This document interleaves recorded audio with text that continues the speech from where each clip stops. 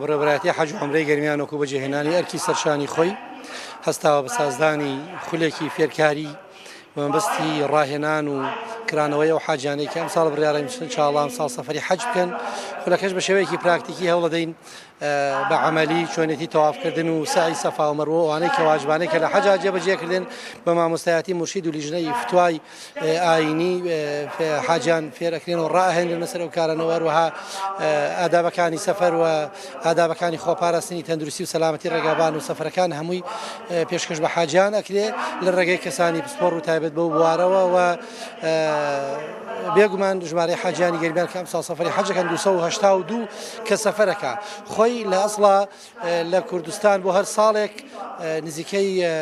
4500 کەس سەفەرەکەن لەو سەفەرە ئێمە 282 مان سەفەرەکە بێگومان بە ئیداریەکان و بە مامۆستا و مرشیدی ئاینیەوە